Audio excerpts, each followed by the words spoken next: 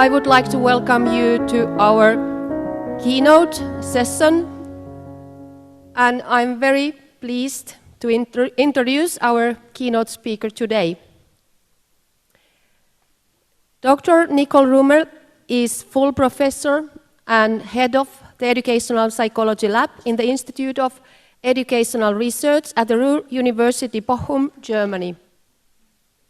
Nikol has been actively working on developing and evaluating instructional support for collaborative learning with a focus on computer-supported settings and on adaptive collaborative learning support. She is well known about her work on developing methods for analyzing process data from collaborative learning, in particular chat data, video recordings, and log data of students' learning processes.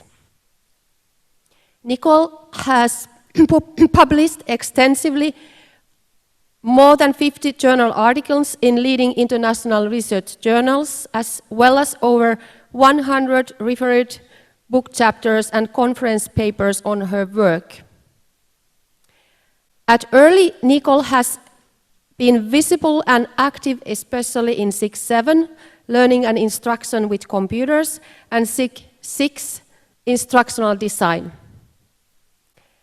I would like to mention that her strong educational psychology grounded research work in collaborative learning combined to the frontline ideas in computer-supported collaborative learning has made a major contribution in our society.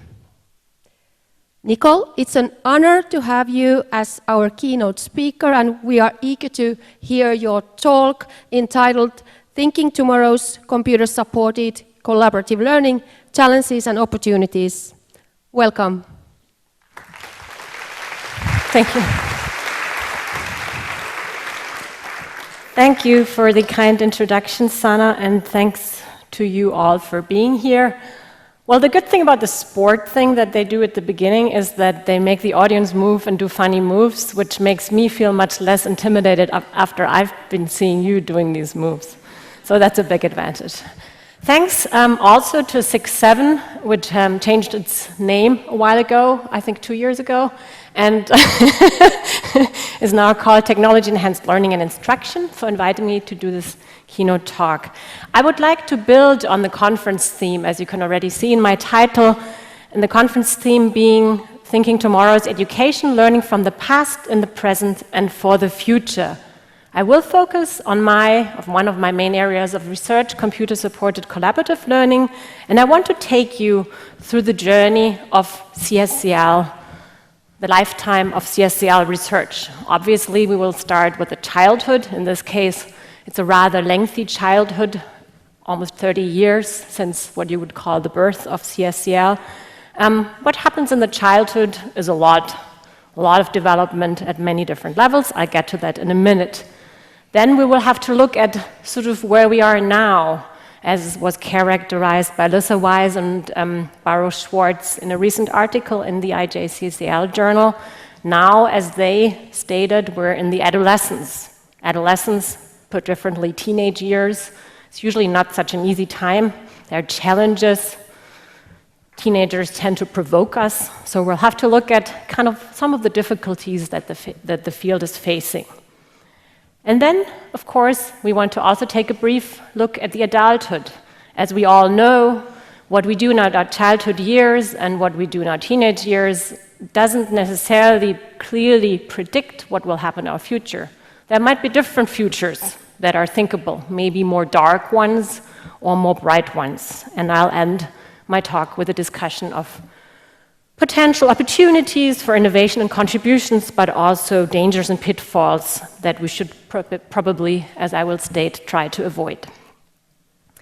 So the last 3 decades of research, as I already said, quite a long childhood, can be characterized as the childhood of the field of computer-supported collaborative learning.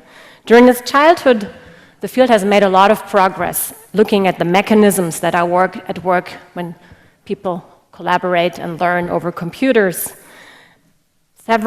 Many approaches, theoretical frameworks have been developed or extended. CSCL tools have been developed. and different analytical approaches, different analytical methods have been developed. So let's first of all look at the theoretical frameworks. In the September, actually, of 1989, a group of researchers met in Italy, in Maratea, Italy, for a NATO-sponsored workshop on computer-supported collaborative learning. A total of 20 researchers from Europe, Belgium, Denmark, France, Italy, and UK, US, and Canada were brought together from different backgrounds in education, cognitive psychology, and artificial intelligence to discuss new approaches to the design of computer-based learning systems, to incorporate group learning in different contexts, and to discuss some of the issues raised by a concern for the social and organizational context of learning. The workshop focused on five main areas: theoretical and empirical work on peer interaction and learning, research on computer-supported collaborative work, cognitive models of collaborative interaction, computer networks and computer-mediated communication, and the design of systems to support synchronous collaborative learning. One could say that this workshop in Italy, and there are a few people here in this room who I believe have been at this workshop, was the birthplace of CSCL. The first time I came across CSCL was when I attended a class by Sharon Derry at UW-Madison, where I was doing a Fulbright year. And in this class, we read a book that came out in 1996, edited volume by Tim Koshman. In this book, Tim Koshman describes how the field of CSCL can be contrasting with earlier approaches to using computers in education. And that's where our childhood of looking at theoretical approaches looks. He identified a historical sequence of 4 approaches using computers in education: computer-assisted instruction, intelligent tutoring systems, discovery-based learning, and CSCL, each building on different theoretical foundations. Computer-assisted instruction was building on a behaviorist approach that dominated the early years of educational computer applications beginning in the 1960s. It conceived of learning as a memorization of facts. Domains of knowledge were broken down into elemental facts and were presented to students in a logical sequence through computerized drill and practice. Actually, many commercial software products are still using this approach. Intelligent tutoring systems were based on a cognitivist theory analyzing student learning in terms of mental model formation and potentially faulty mental representations. They rejected the behaviorist view that you could put learning into and support learning into a black box without knowing how students represent the processed knowledge. Starting in the 1970s, this approach, intelligent tutoring systems, has created computer models of student understanding and responded to student actions based on the occurrence of typical errors that are being identified in students' learning and problem solving. Efforts in the 1980s, epitomized by the teaching of the Logo programming language, took a constructivist approach, arguing that students must build their knowledge themselves. It provided stimulating environments for students to explore and to discover the power of reasoning, as illustrated in software programming constructs like functions, subroutines, variables, recursion, and so on. Then, finally, during the late 80s, early 90s, it's not so clear. Like I said, the workshop in Maratea was in 1989, so it's not entirely clear. But roughly around that time, CSCL approaches began to explore how computers could bring students together to learn collaboratively in small groups and in learning communities. Motivated by a social constructivist and dialogical theories, these efforts sought to provide and support opportunities for students to learn together by directed discourse and how that would construct shared knowledge. So, but what does it mean then to learn collaboratively? In 1999, Pierre Dillenburg, in a seminal publication for the field, at least I think it's a seminal publication, I really like it a lot, and a lot of my students have to read it, defined collaborative learning as a situation in which two or more people learn or attempt to learn something together. He further defines that it is a situation is termed collaborative if the peers are more or less at the same level, can perform the same actions, have a common goal, and work together. So there's quite a lot of definition of, at least on his side, in this definition on what the situation would look like. But let's look further. What does collaborative learning mean? There are two or more people. Well, that can be a whole lot of different things. Could be a dyad, that's two for starters. It could be a group of several learners together. It could also be a classroom with more learners, and then maybe within the classroom you have smaller groups or a dyad that are nested in this classroom. It could also be a school. You can look at a school because there's also more than two learners, and then within the school you'd have the nesting of classrooms and another layer of nesting in small groups within the classroom. Or even going broader, nowadays you see a lot of research on communities of learners. So two or more is quite a broad definition. Learn or attempt to learn something together.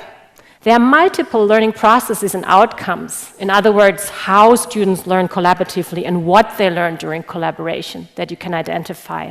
I don't want to go through the long list here, but you can roughly order it by saying there's cognitive and metacognitive processes and outcomes, motivational ones are there as well, emotional ones, as well as social processes and outcomes.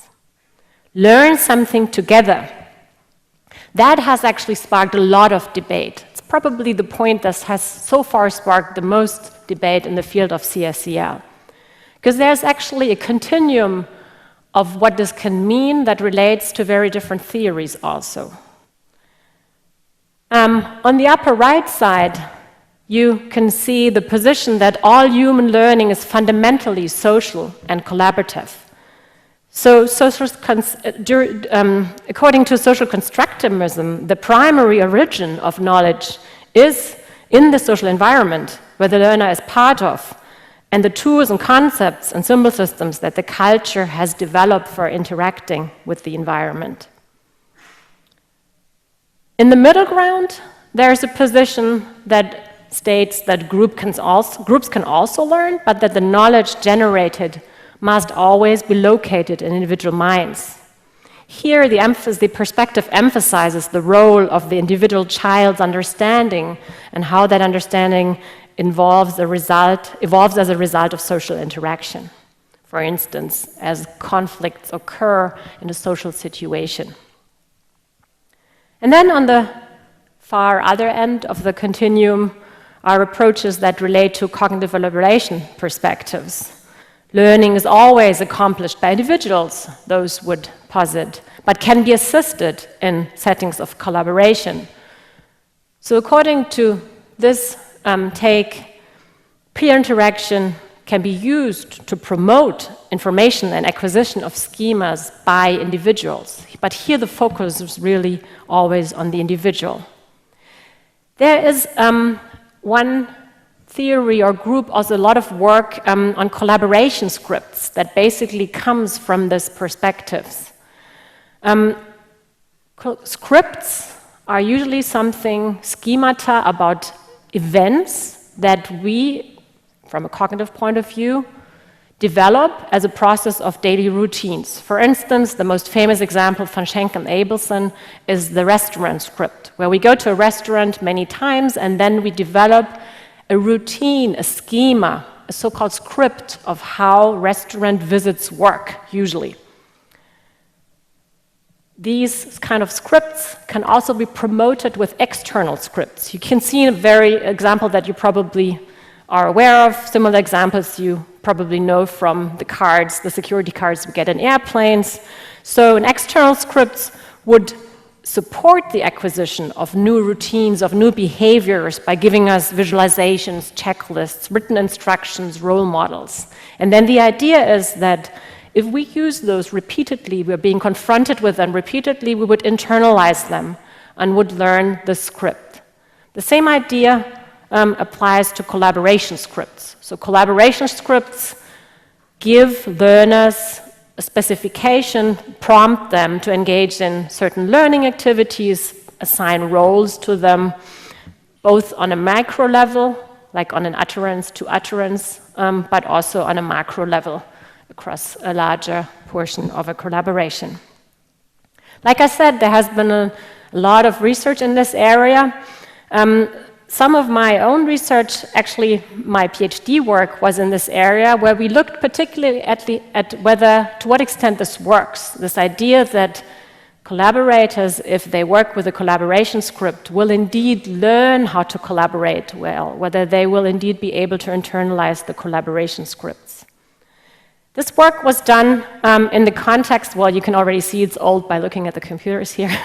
Work was done in a context where dyads of students, one psychology student and one medical student, would work together, supported by a script when they were working on the first patient case. So they were tasked with diagnosing and developing a therapy plan for complicated psychiatric cases.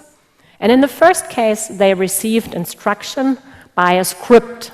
The script specified roles for them, activities, even the timing, and then also the alternation of individual and collaborative work phases. And it turned out in the experiments that we did that students were indeed able to transfer from this scripted collaboration to a later unscripted collaboration where they were not able to transfer the content, because it was a completely different psychiatric case that they were then faced with, but they were able to transfer the collaboration script, the way they worked together.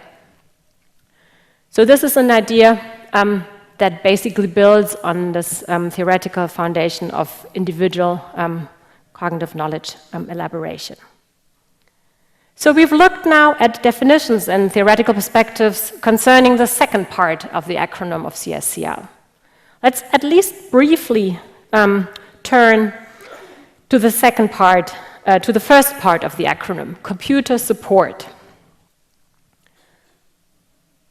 Technology is designed, of course, in CSCL to mediate and to encourage social acts, as was stated by Stahl, Koschmann, and Southers in 2006. But it does not only, in the context of CSCL, refer to connecting remote students, but also to using technologies to shape face-to-face interactions. So working, if groups of students are sitting at one computer, working together at the one computer and being supported, that would also be CSCL here. Based on so computer support always has a particular function. And this function is actually closely connected to the theoretical conceptualization, the theoretical take that we take on the collaborative learning, as well as on the role of computer support. Which then brings us to the CSCL tools that have been developed. Based on the different theoretical approaches to explaining collaborative learning and computer support for collaborative learning, numerous CSCL tools have been developed in the childhood years of the field, and I'm not going to be able to present all of this here to you. They all serve different functions. A lot of them serve the function of mediating between the learners in order to exchange information. There are a couple of examples. Some, of course, are older, like email. Others are more recent, like WhatsApp or Skype. So there's a lot of information that is being exchanged through this function.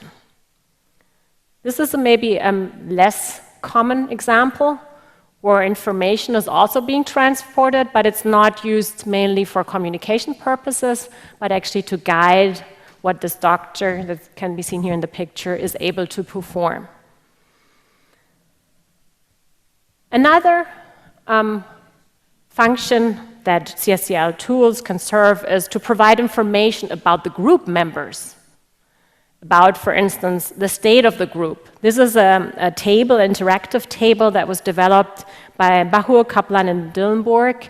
And what you can see here is that it lights up in different colors depending on how much, and also in the sort of the number of bulbs that light up indicate how much the students that sit on the corner have been contributing to the conversation. So it basically makes the other members aware, as well as the learner, him or herself, aware how much they have been contributing to the conversation. Another function that is also maybe a little less common is that there can be dynamic representations that transmit information through the group members. This is a picture, it's unfortunately a little blurry, but it is a picture from the Science Through Technology Enhanced Play, acronym STEP project by Joshua Danish and colleagues. What you can see here is students running around attempting to state the meter to gas. So they explore states of matter. The teacher observes and occasionally offers suggestions. They can glance at the screen. So on the screen, they can see which state the matter is in. And then based on this feedback that they get through the screen, they can start moving faster or moving slower. So they can try out representing in a dynamic fashion different states. And another function, which brings me back to my example that you have already seen, is of course to provide instructional support through CSCL tools.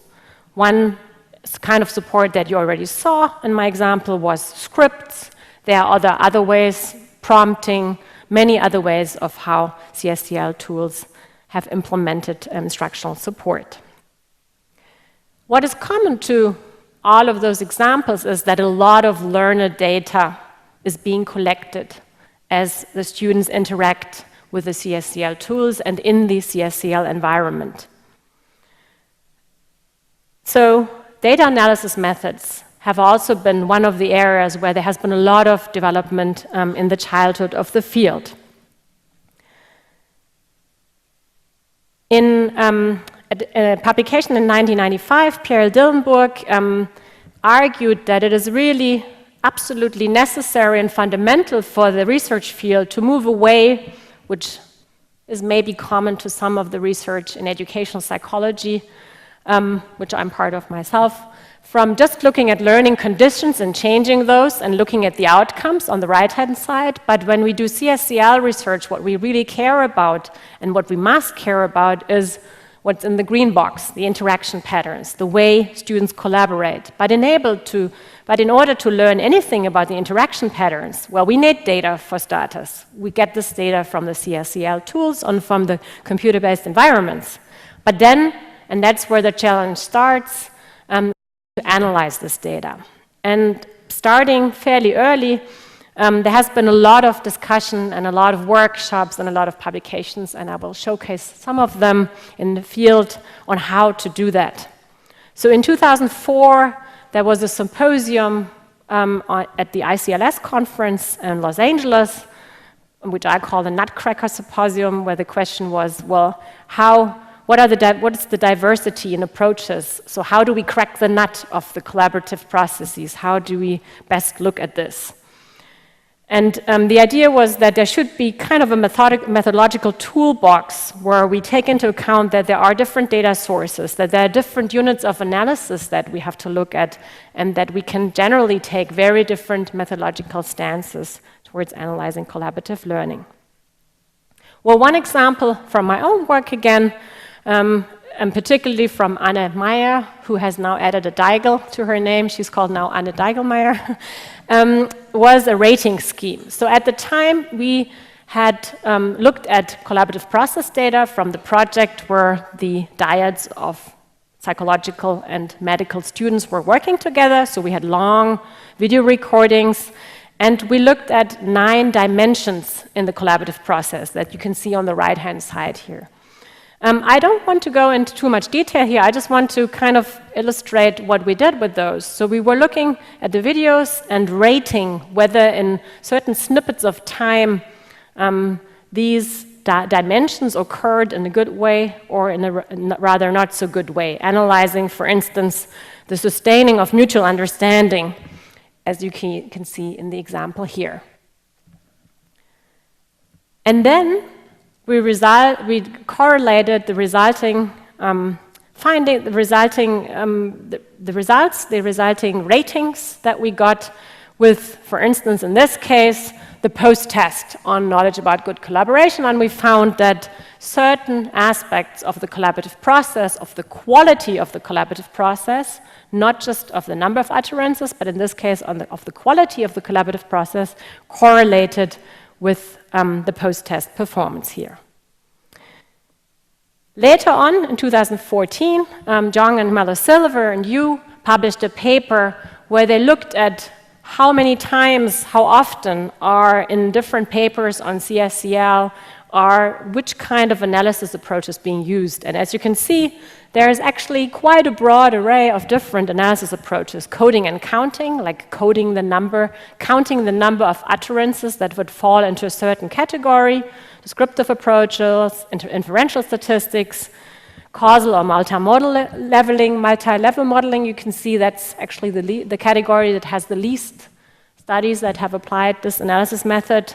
And then we see different qualitative approaches of looking at interaction processes. Like I said, there has been a lot going on in terms of different approaches to analyzing collaborative process data. It's interesting when you look through the proceedings and the websites of the past conferences, CSCL workshops and conferences from 2004 to 2019. This is just a selection. You will find a huge number of workshops, and what you will also find is that this has resulted in a number of large edited volumes. For instance, in 2011, there was an edited volume by Sadna Puntambecker, Gijs Bederkens, and Sandy Mello-Silver on analyzing interactions in CSCL. And then in 2013, there was a book, an edited volume by Dan Southers, Chris Lund, Carolyn Rosé, Chris Teplofs, and Nancy Law on the productive multivocality, which already indicates the word multivocality, as you were able to see in the distribution of approaches from the Jiang paper, that there are very different approaches and that it's still not resolved. There's not one right way of doing it.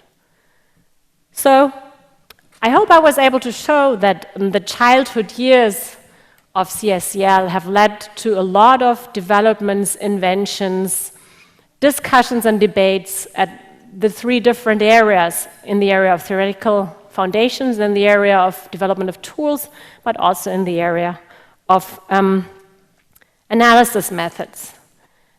As we know, after the childhood, as I already said in the beginning, come the teenage years. And thus our field is now undergoing, just as teenagers do, an identity formation process and faces a number of challenges, as Wise and Schwartz state in their recent article in the International Journal of CSCL.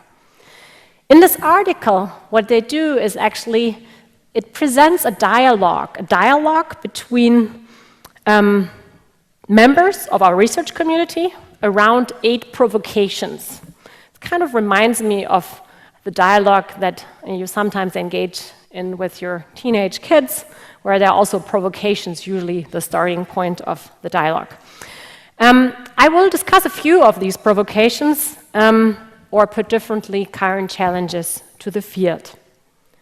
The first provocation in the article is the question of whether the blossoming of CSCL developments at various levels, tools in particular, necessitates a framework, a conceptual framework, to unite our diverse tools and theories.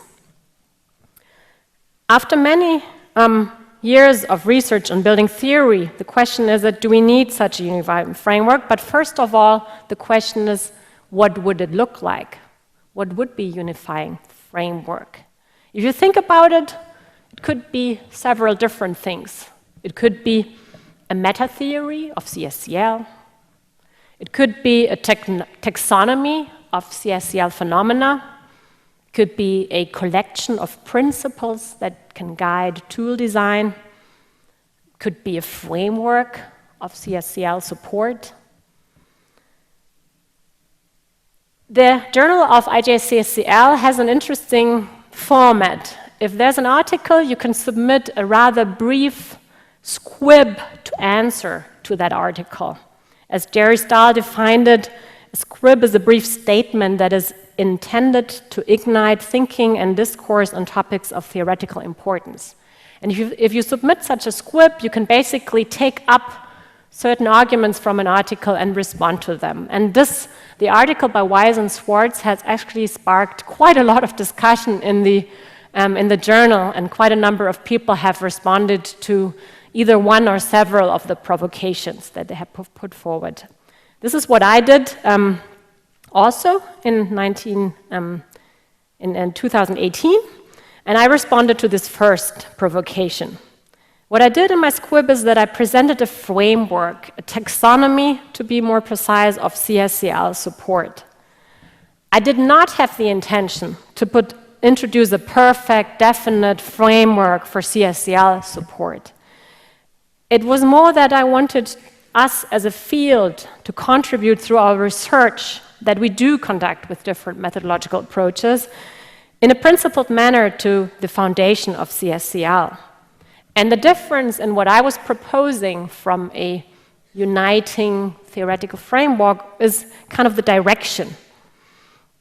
Rather than starting with an attempt to agree on an overarching conceptual framework from the top down, on the one hand, and rather, on the other side, than synthesizing, accumulating evidence for designing CSCL support from research, from the bottom up, I proposed that we can use a taxonomy of CSCL support dimensions, such as the one that I put forward, but again, I'm not saying this is the perfect one or the definite one, but that we could use such a taxonomy as a kernel or a skeleton around which we can build a comprehensive framework of CSCL support.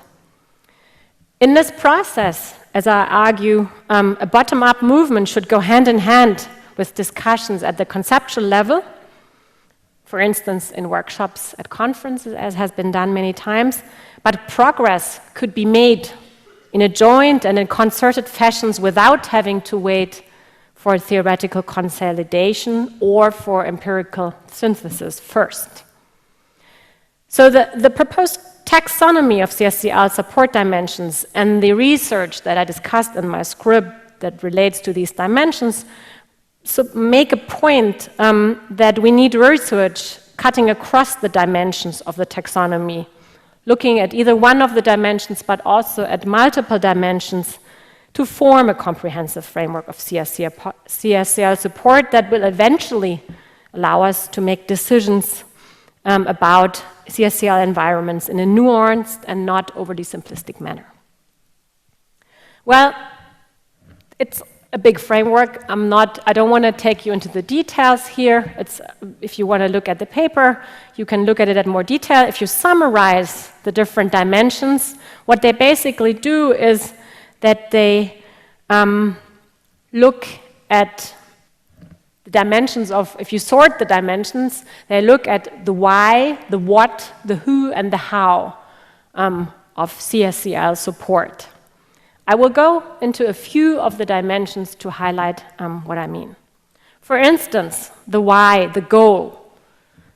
CSCL support can have very different expected outcomes, and it should be clear as a researcher when you start working on a CSCL project, when you start asking questions about whether a certain CSCL environment works or doesn't work, or how it works, what you are striving for, whether what you're striving for are cognitive outcomes, for instance, individual domain knowledge, whether you are striving for the acquisition of social skills, or affective outcomes like satisfaction with the collaboration, and motivational outcomes, for instance, attitude towards future collaboration.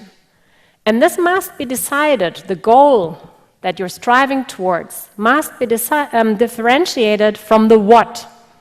That's one of my most important points in this taxonomy, because I think that this is often not distinguished in the research.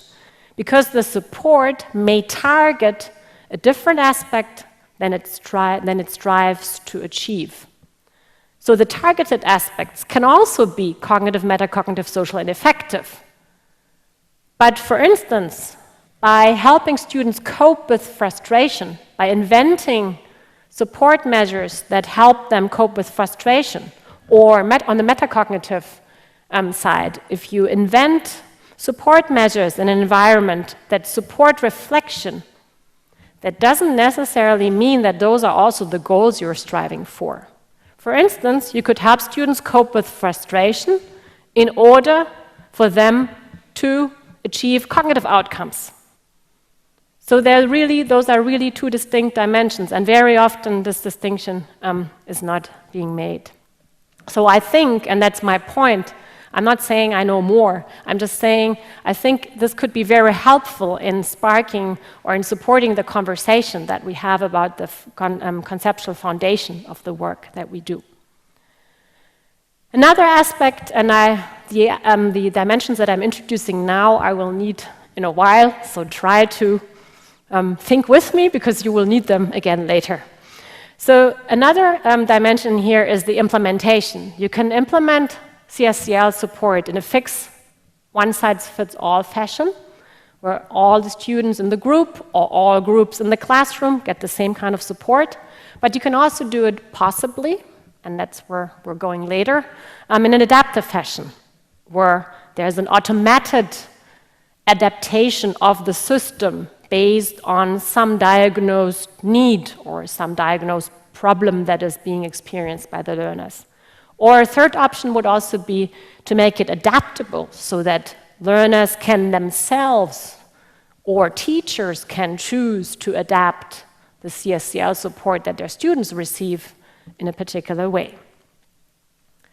Another dimension that I think is very important is directivity.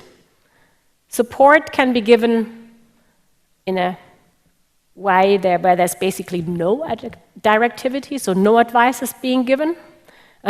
It could be that it's given in an implicit way, for instance, by making available certain resources or enabling conditions.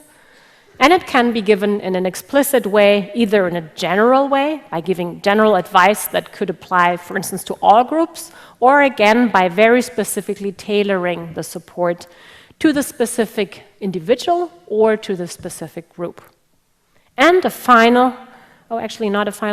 second last dimension is foundation. The question is, do I provide support with some foundation for why I'm giving this support? By showing, for instance, raw data on, if you remember the table on the interaction table with the different colors. Do I show something, or do I show aggregated data, for instance, of participation? Or do I even show whether it's good or bad? Does the table turn red if somebody does not participate? Those are different options, and it's important to consider how you combine the different options that are in this, inherent in these dimensions. Now, a final dimension, the degree of coercion. The question is, do you just provide the support with no need to respond to it necessarily, with no action required? Do you require some reaction or action on the part of the learners, or do you have a very specific reaction that is being required here? And this actually brings me to the next provocation that I want to talk about. Like all CSCL support, basically is at a continuum between, on the one hand, trying to afford interaction, but at the same time, on the other end of the continuum, there's also a danger and also maybe some necessity that it's, to some extent, limiting actions or interactions. And the second, in the paper by Weiss and Schwartz, the second provocation that they discuss is whether we need to prioritize learner agency over collaborative scripting. This provocation has also been responded to. It has been responded to by Pierre Czuniki in a recent squib.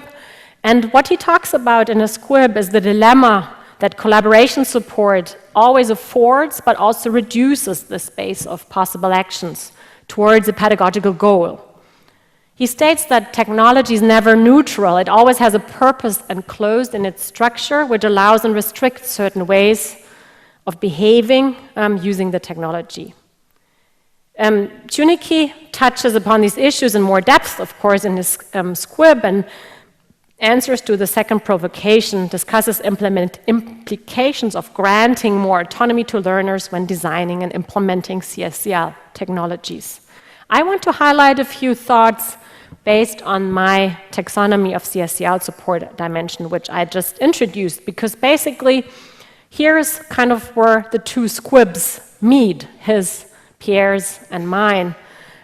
Because in this taxonomy, there are several dimensions which determine the degree of autonomy that the learners have during collaboration, and where you could basically tweak, by combining them in specific ways, the degree of autonomy that learners have. As I said, you're going to need the knowledge that I gave you on those different dimensions. For instance, if you look at a combination, at combinations of directivity and foundation, so here the assumption, the general assumption is that, yes, in order for learners to productively collaborate, we do need to provide them with some scaffolding in order to give them the opportunity to learn how to collaborate effectively and in order to collaborate effectively. So here in designing the guidance, we can choose to give learners explicit guidance, giving them suggestions of how to collaborate, or we can choose to provide them with information on the current state of their collaboration. This requires the group to interpret the data against the background of a desired state, and then the group needs to decide to engage in a regulation. But the effectiveness of this approach is always determined by the skills that the learners already possess. So implicit guidance can be expected to provide enough scaffolding for students who know what to make out of the information of the current state of the collaboration, but the learners who still need to develop productive internal scripts may need more explicit guidance. So if the learners have different levels of expertise and hence different needs for support, well, the question is, how can we provide learners with just the right amount of scaffolding that they need? We could implement support in a way that the amount or grain size of the support is tailored to the needs of the learners. So the support, and here I'm coming back to the issue of adaptivity, could be adaptive or even adaptable. So here I'm coming back to the issue, the dimension of the kind of implementation. There's a tension, or there's a possibility, on the one hand, to allow the teacher or the system to control how the system adapts to the needs of the learners, or to have the learners exert control. But in any event, what we need here is information on what's going on. We need data, and we need to leverage that data. And this again brings me to another provocation from the article. Should learning analytics and adaptive support be a top priority for our field? As I would argue, going back to the issue of learner agency, if we want to combine the dimensions in the way that they adapt to the needs of the learners and that they can enable learner agency to the amount that the learners can actually take this agency, as I just argued, where you do need some skills, you do need the prerequisites in order to be able to act out the skills and behave in a self-regulated manner, whereas others may need more support.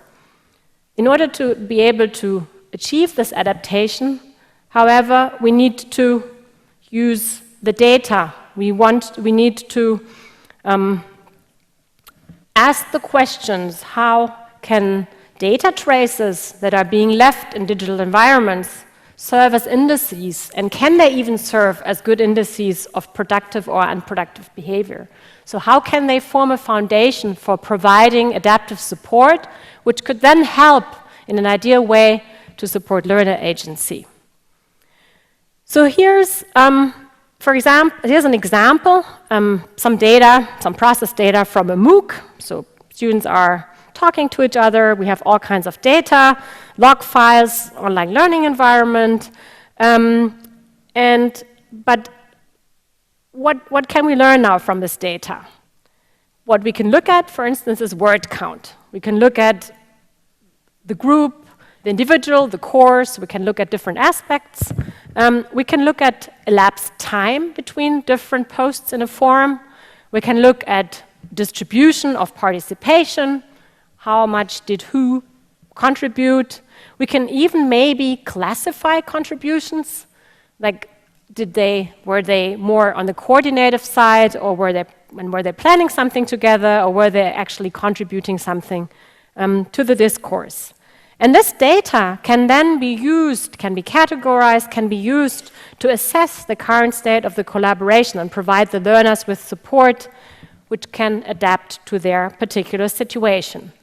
But in order to be able to do this, on the one hand, we need to be sure that we're looking at the right data, and on the other hand, we need to be sure how we interpret it, that data.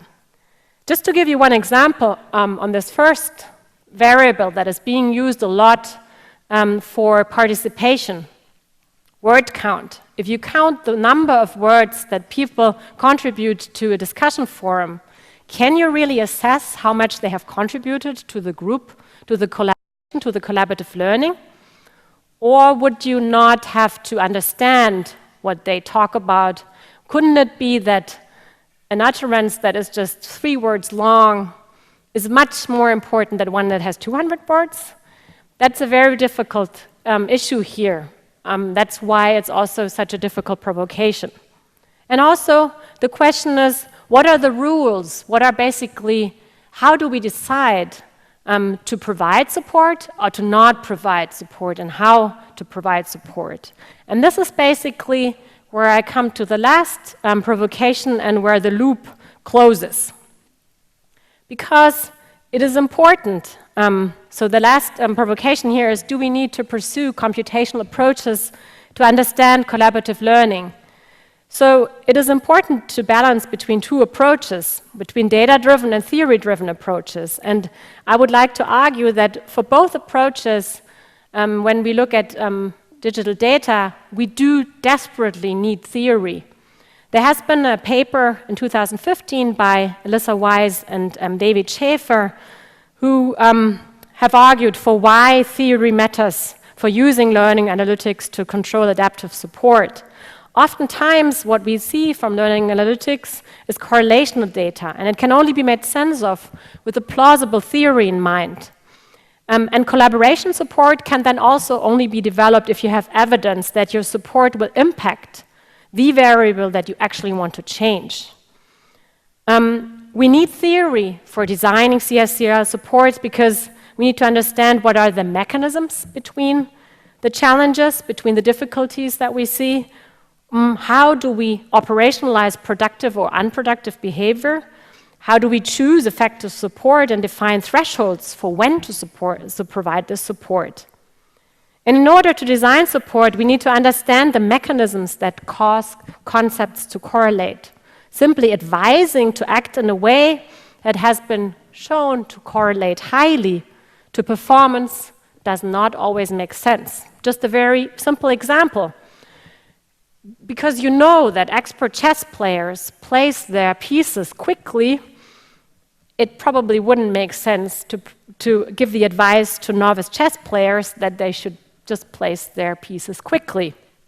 It's probably not a good idea and won't help them much, which is basically kind of the point I was trying to make here. So as I said, here's where the loop closes, and we come back to the question, or to the first provocation, the question of, do we need a conceptual framework to unite our diverse tools in theory?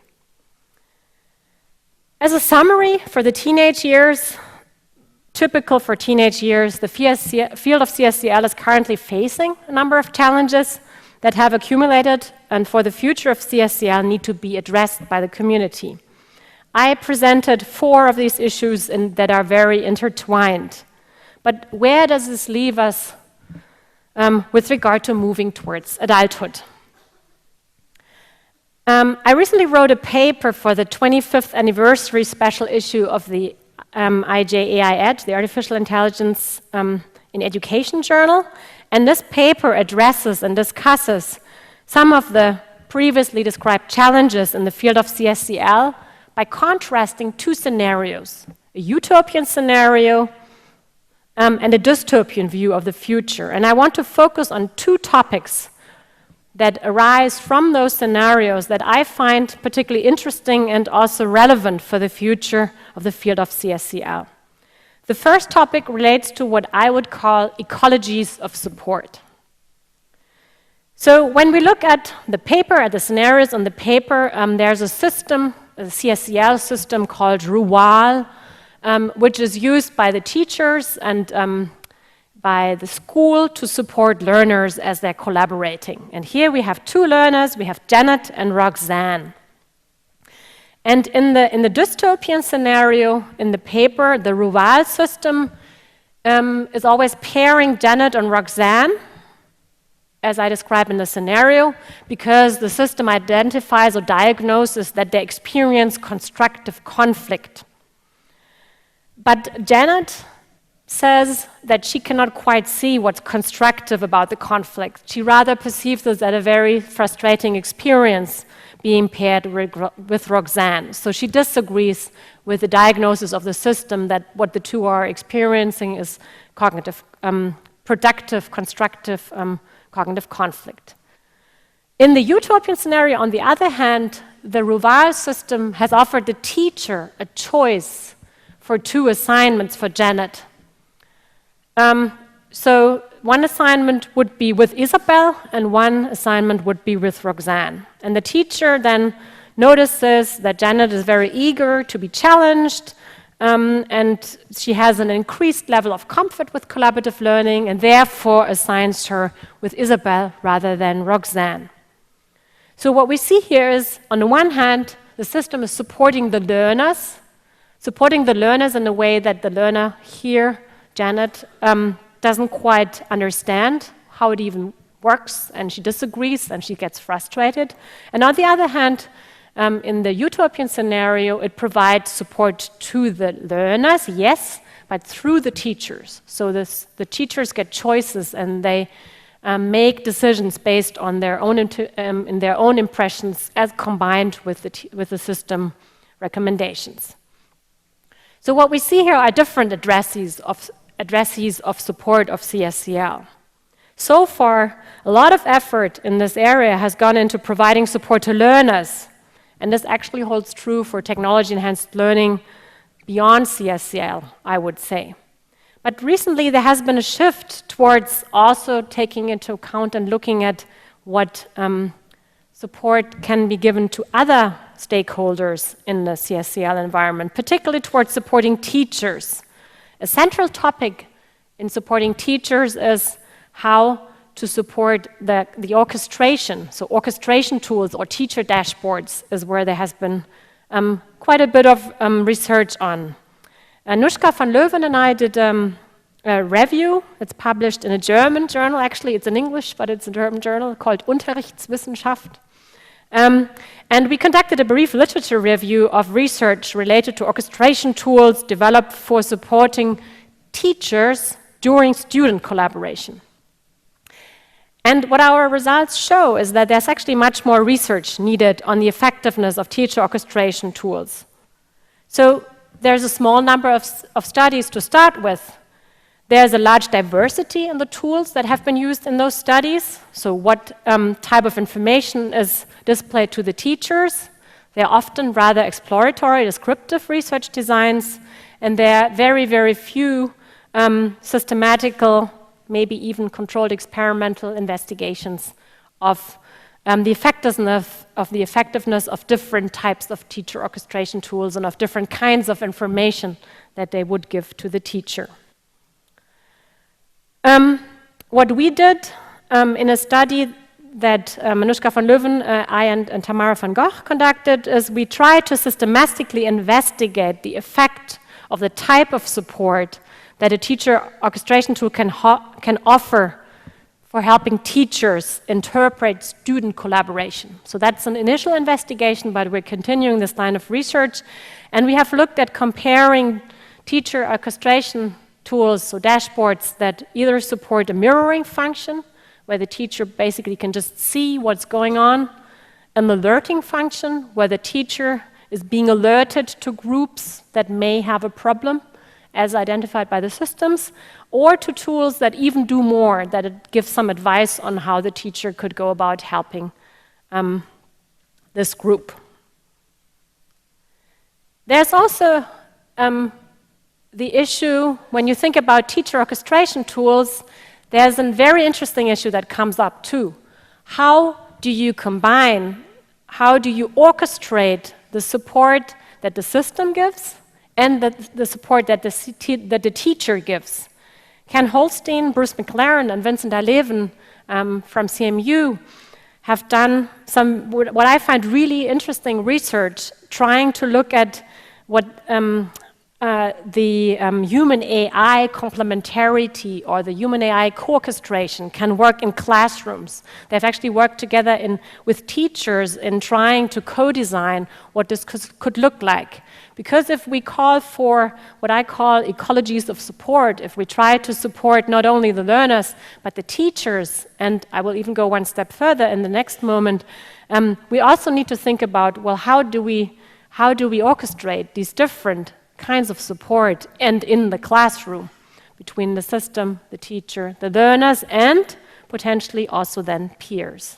This is what the work that Ken Holstein has been doing looks like. So the teacher walks around with one of those glasses where they can see what's going on with their students and can then choose who to help. This work has actually received quite a number of Best Paper Awards last year, the Best Paper Award at the AIED conference and also the Best Student Paper Award at the ICLS conference. So I encourage you to take a look at it. I find it very, very interesting. I've done some research together with Jenny Olsen and others at the question of, well, how do we best combine, or should we combine individual with collaborative learning, which is kind of a precursor for the next step that I think we need to take in looking at CSCL and looking at taking the work that Ken Holstein and colleagues have done to the area of CSCL. Because basically what we can ask if we take it to the area of CSCL is, how do we co-orchestrate not only the individual learners and the system support and the teachers, as you were seeing in Ken's work, but how can we combine this also with collaborative learning? So how can we co-orchestrate collaborative classrooms where there's individual learning, small group learning, whole group learning, but teacher support as well? This is a question that we're tackling in a recent in a NSF project that we just started to work on. So, ecologies of support. In summary, there are a number of questions. There's the question that we can ask for the future of the CSCL field: who is the addressee of the support? How can we support other stakeholders, like teachers, for instance? How can we support teachers, learners, and other stakeholders together? How can we co-orchestrate between system and human support in classrooms? And when and how do we switch? That's a more specific question, between individual and collaborative learning. Coming to the second and then final point for my talk, another topic that I find very relevant for the future of our field is the issue of ethical norms in learning analytics. Going again back to the dystopian-utopian scenario, again in the dystopian scenario, the system Ruval has a while back diagnosed Janet as a poor collaborator. And this is then used as a grounds for the teacher first of all, telling her parents that she needs remediation, but then also, further down the road, she's diagnosed as a hopeless case. The system diagnoses her as somebody who would never learn with others. And that then also means that she cannot choose certain jobs, which is kind of the outcome of this diagnosis by the system in school. Because, as the technology director of the school always says, Ruval knows best. That's how it works in this dystopian scenario.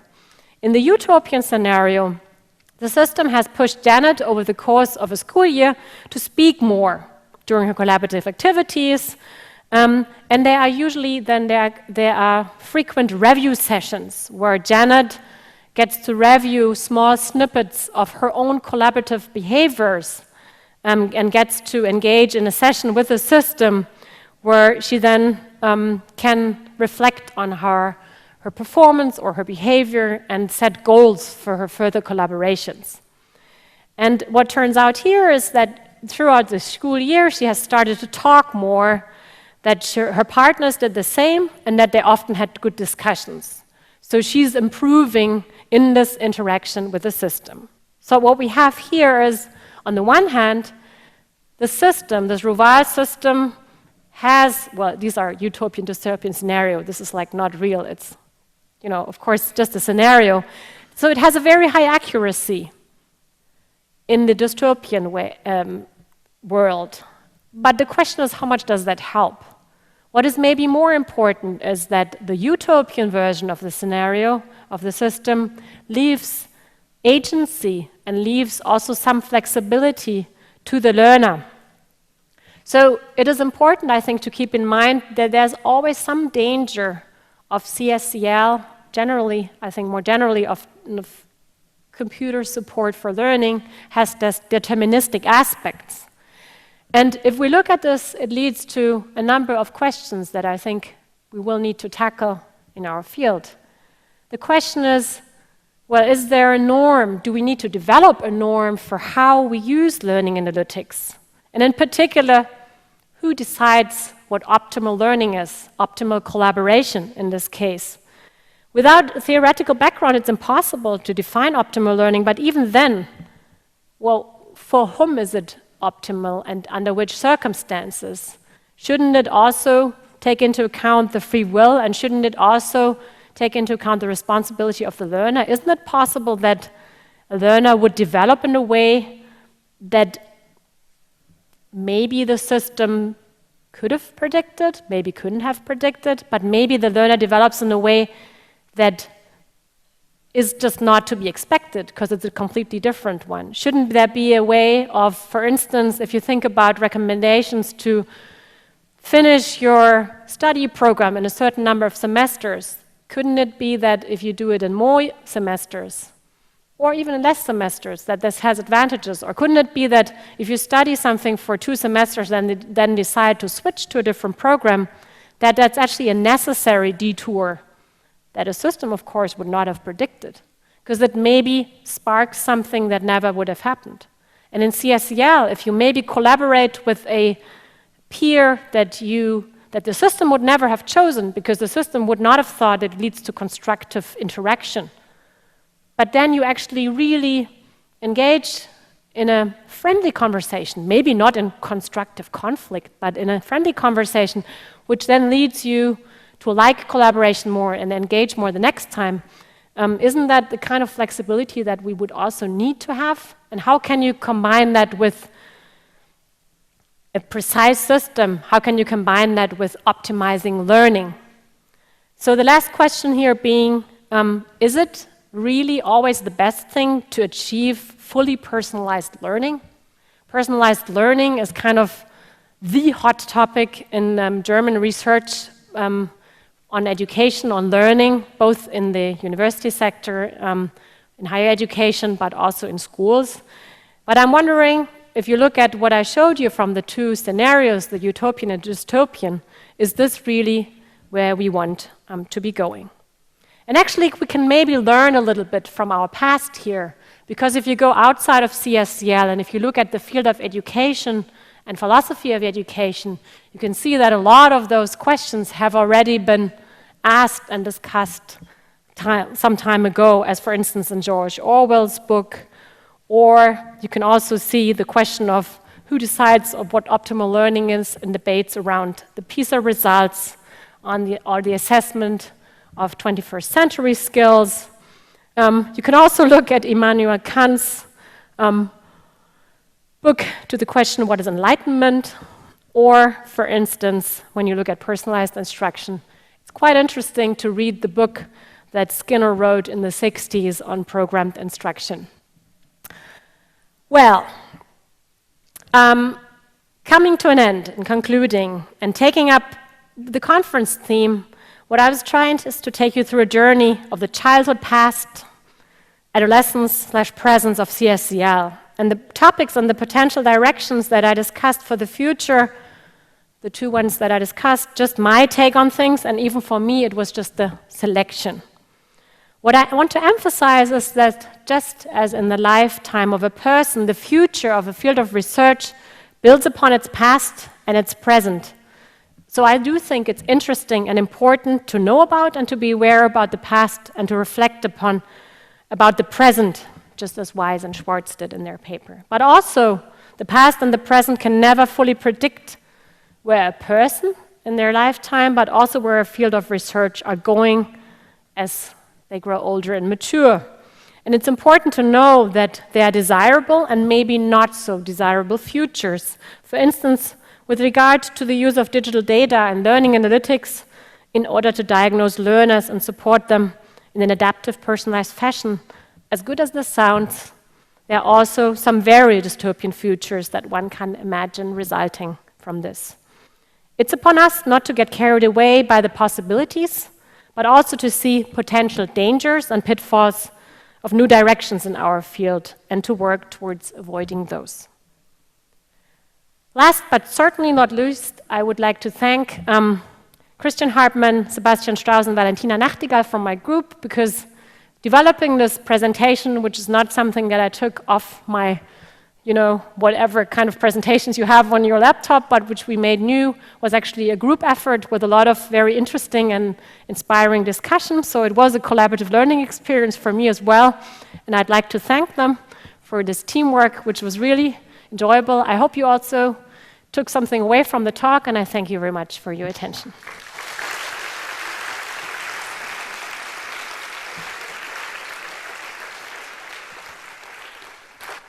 Thank you.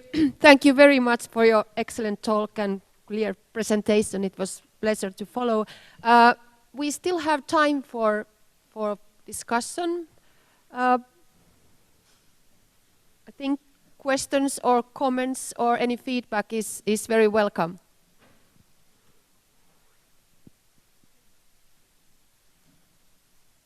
Or you can catch me in the coffee break afterwards. Baruch.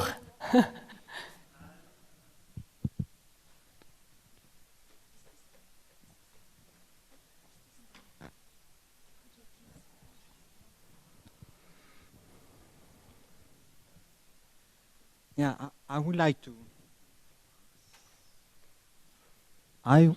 Do you hear me? Okay. It's on, yeah. I would like to ask about the future, and it is about you spoke about collaboration as a kind of way to work together, and of course when Pierre Dillenbourg discussed what is collaboration, it was in some way at the beginning something which was a bit fuzzy, but we know, and you you alluded to the richness of group work, and I think that from what you say, I think that we have to think about different ways of group work between collaboration, cooperation, being totally alone, and to try to think about collaboration, cooperation, and being alone as choices. I think that this is something which is perhaps which comes from your conclusion to see collaboration not as an imposition of a society on how we think that students have to learn, but as a choice. And of course, the question for us, as we have an ideology, collaboration is good. This is good also to design tasks in which, for the students, collaboration is something which is necessary. So it's a little reflection about what you said. Yeah. So I think what you're alluding to is that collaboration, similar to like what is optimal learning, collaboration is not always what we need in every moment. And then there's also, as you alluded to, there are different forms of collaboration. You could distinguish between like cooperation, which would more be like a divide and conquer approach, whereas collaboration being seen more as a thinking together and like in the direction of what Rochelle calls convergent conceptual change, where you really think together and then develop together. And I think it's a very good question to ask, when do we need what?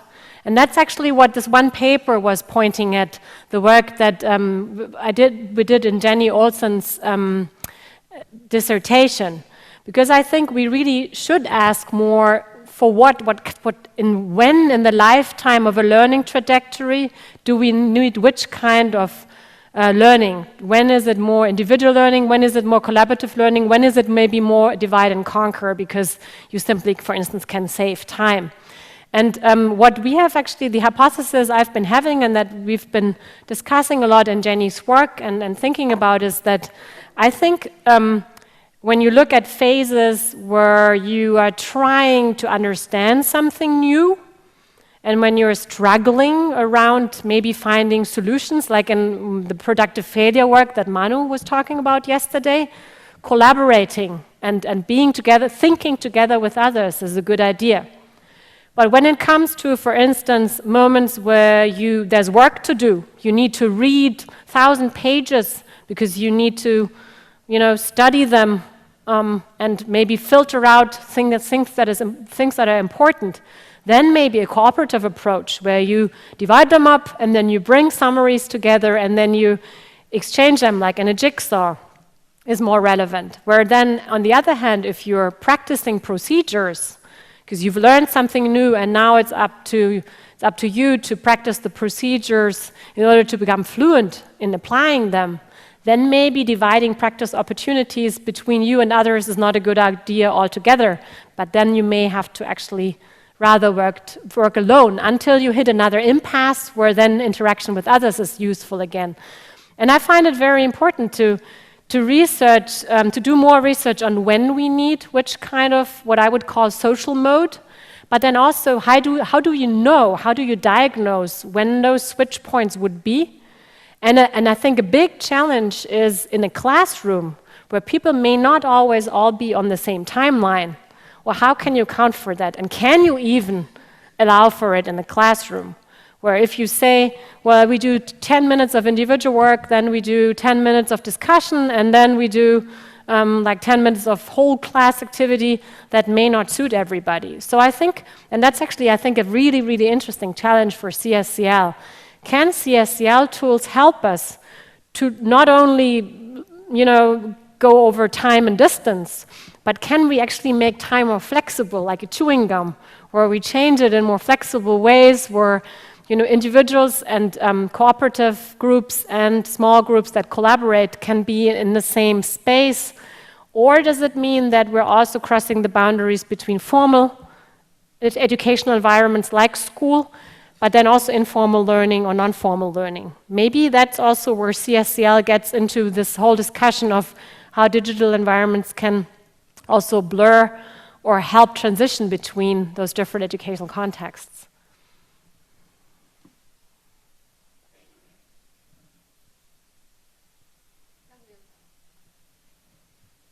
Please, Jan Willem. Oh, you need to. Yeah, I can hear it. I can repeat it.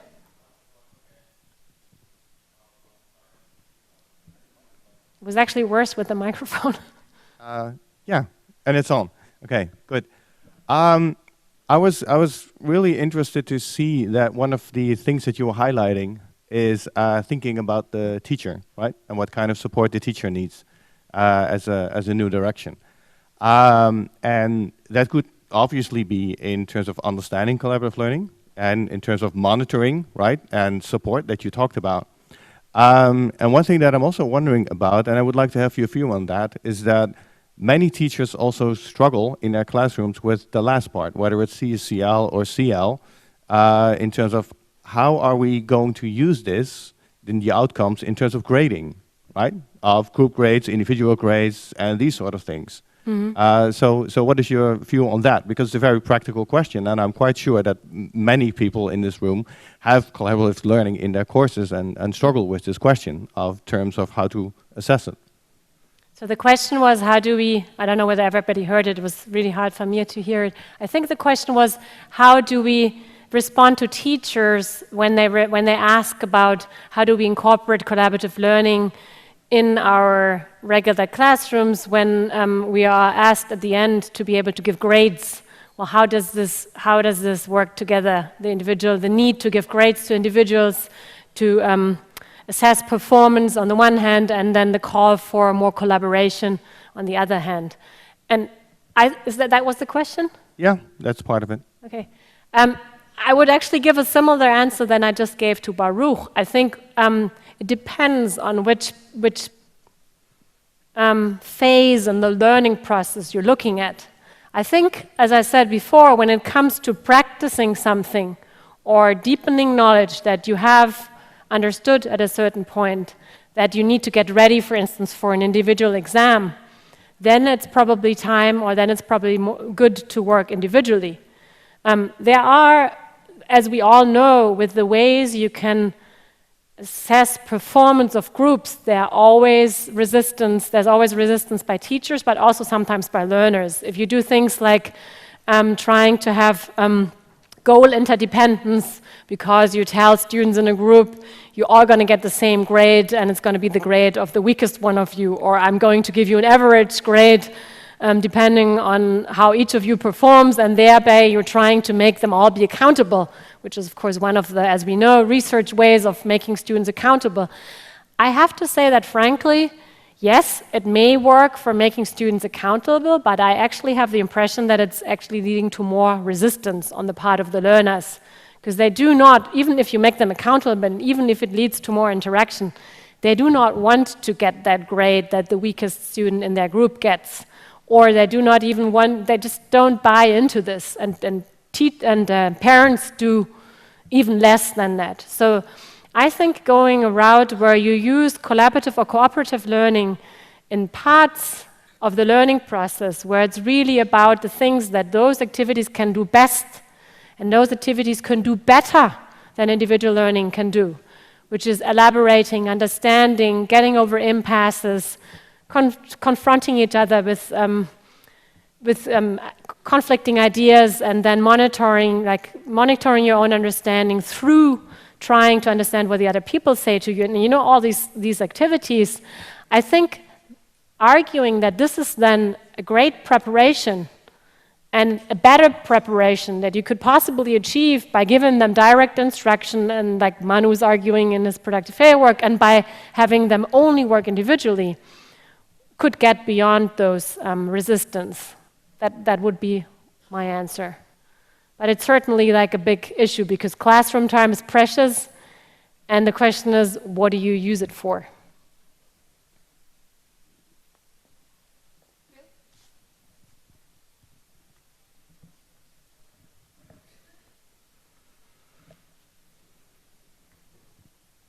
Thank you for, is this on? Yeah. Thank you for a lovely talk, Nikol. I want to free you from the bounds of the classroom, to ask you to speculate a bit on what CSCL might be like, let's say in a medium like Facebook. What would you project for notions of ways in which these issues of support, etc., might unfold in a context where there aren't the walls of a classroom or necessarily the bureaucratic structure of a school? You mean where like issues of time and assessment are not necessarily there? Perhaps you have an international club who's working on a hobby where people need to and want to learn new things in a collaborative context. What kind of additional or different kind of utopian and dystopian futures might arise in a context like that? Well, there's people doing research on that. Actually, in fact, Dimitra is sitting on the row next to you. She's doing work on CSCL and Facebook. But I think the dystopian, and maybe it's weird that I'm starting with that, but a dystopian scenario that I could see is that if you do it outside of the classroom, out of formal boundaries, and it has to do a lot with your motivation to contribute, and has a lot to do with your also ability to self-regulate and in a self-disciplined manner to make progress. And I think what you could see is that there's then a divide between those students who have these abilities or who learn them and acquire them and therefore contribute, but then therefore also get out something and learn, and those who just happily don't learn and don't even notice. So there could be sort of a divide between the havers and the non-havers, even if you don't, because there's no need, there's no coercion, and that's one very dystopian one. A not so dystopian one is that it would differentiate between learners more, where some would really get into one thing and others would really get into another thing, where then you wouldn't have, like you have in a class, where everybody's supposed to learn about fractions, or everybody's supposed to acquire some knowledge about grammar. It could also be that then people just get into very different things, which is what you're seeing on the internet. They just go by their interest and they contribute to what they're interested in and what they feel motivated to contribute to, and then collaborating with others there in a very engaged manner, but not necessarily in the areas where they maybe would need to learn more in order to cover, if you say there are fundamental or there are skills that you would want every learner, every person to acquire. Because as I said in response to Baruch, I do think that that collaborative learning, and CSCL in particular, has a lot of potential for helping learners to understand things and overcome impasses. But you actually have to engage then in collaboration around things that maybe you don't like or that maybe you find really hard. And I'm not sure that that would happen. If I might, do you imagine that a context in which there isn't constraint of a curriculum, a prescribed curriculum, would be a more fertile ground for learning the skills of collaboration? And might they transfer to the case of the prescribed curriculum? Well, the skill of collaboration is, I think, a difficult thing because there's a lot of illusion of competency, I would say. We think we can collaborate well. We do it well. If you ask people whether they are good collaborators, they always think it's the others that are not good. Nobody likes group work, if you ask in a class. But it's always that they think the others, nobody's contributing. The others are not. It's very rarely that somebody would say, I like group work, but I think I need some help in doing it well. That's very rare. So like I said, I think this would also, with the skill of collaboration, there would be the havers and the non-havers. And I'm not sure that, like in my dystopian scenario, Janet, she would actually go through the painful exercise of trying to speak up and talk more to others if she hadn't been forced in the environment. She's super happy after she's done it in the year. But initially, she really didn't think of herself as a collaborator. And I'm not sure if there hadn't been some way of making her talk to others that would have happened. Thank you. Thank you. Okay.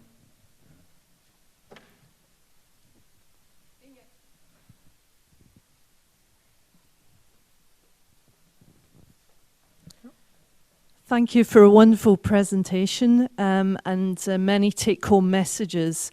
So one of the take-home messages for me was a reminder that in CSCL there's 3 actors. There's not just the learner and the teacher, but there's the machine or the system as well. And one thing we know is that teachers learn to teach, to behave, to be professionals in very ethical ways. And you mentioned the ethical dilemma at the end of your presentation. I just wonder if it's possible for us to make sure that the machines learn in an ethical way as well. So maybe when the system, in the example that you gave, says to the student, well, you should engage in some kind of collaboration that maybe you are not, you don't want to do, that it says, but of course I'm a system and I'm just putting that forward as an option. Yeah, that was exactly my point about adaptable systems, where the user has a say, whether it's the teacher or the learner themselves, or both of them to some extent. I do think, and that was sort of my main message there, really, is that we really should not get carried away by everything that's possible. If you look at like the kind of work that's sometimes done on big data now, where there's like deep learning, and you have things that just happen automatically. You can't even understand how the system, based on all the data it has been processing, is making certain predictions. You can only say it makes them, and it makes them in a very accurate way. But then the question is, well, do we want to make predictions that are not explainable? And do we want predictions that are maybe accurate, but maybe are taking are optimizing learning in a way that we do not subscribe to? That's why I also sort of brought back these sort of old books by from educational philosophy, but also the dystopian work from Orwell, where the point really is, well, how much I think we need to decide now which way we want those systems to go. We can always optimize the prediction, the accuracy of the recommendation towards a prescribed goal, or towards optimizing, straying off certain paths. But then the question is exactly as you say, is that what we want? And who has a say? Is it the learner themselves? Is it the teacher? Who has a say in not following the advice either? Or can't we collaborate? And that's what was my last point about the provocations. Don't we necessarily have to collaborate and bring in what we know from basically centuries of educational theory building and research into the way big data, digital data are being used and are being automatically analyzed? It doesn't have to be done in a can be done in a supervised machine learning way, not just in an unsupervised machine learning way. And actually, if you talk to people who do research in this area from the computer science side, they're actually very interested in combining some aspects of the unsupervised machine learning with some aspects where it's supervised and where the theory plays an important role. But I think that's really where, and I think that's also, Baruch, what was the point of the provocation. It's not our field, it's not our competency, and sometimes we feel like, well, we don't understand machine learning, so we shouldn't work with it. We'll just do our process analyses like we've always done them, then we know at least what we're doing.